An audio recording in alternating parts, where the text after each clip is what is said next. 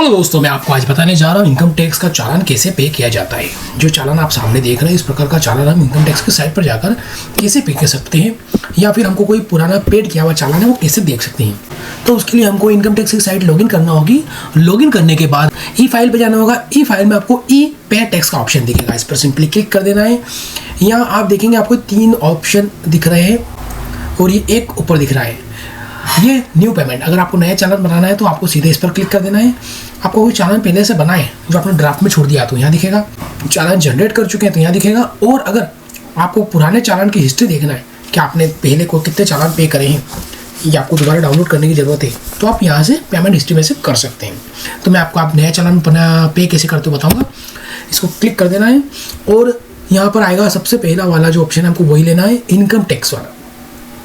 ये अलग अलग सेक्शन वाइज के पेमेंट के हेड बने हुए हैं, जो भी आपको एप्लीकेबल हो उस हेड में आपको जाकर पेमेंट करना है।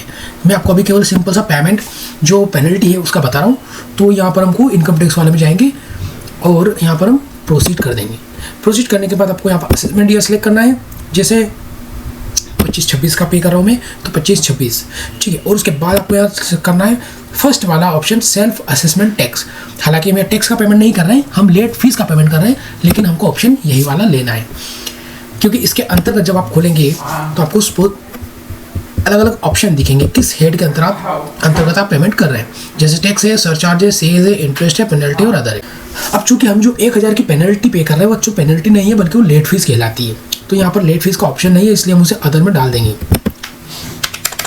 और अदर में डाल के हम उसे कंटिन्यू कर देंगे।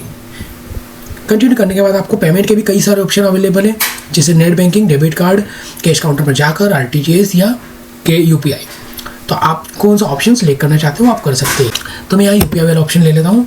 UPI के लिए आपको इस पर जाना है। यहाँ पर कुछ बैंक के नाम दिख रहे हैं। अगर आपका अकाउंट इन बैंकों में नहीं है तो आप अदर बैंक का ऑप्शन सेलेक्ट करेंगे। यहाँ पर आपको आपकी बैंक सेलेक्ट कर लेना है और नीचे जाकर कंटिन्यू कर देना है। ठीक है, ये आपका चालान जनरेट हो गया है। अब आपको केवल पे करना है। पे करने के लिए हमको यहाँ पर पे पे क्लिक करेंगे। ठीक है, टर्म एंड कंडीशन का एक विंडो पॉपअप होगा, जिसके लास्ट में आपको ड्रैग करके नीचे जाना है और उस पर एग्री पर टिक लगा देना है और उसके बाद सबमिट टू बैंक कर देना है।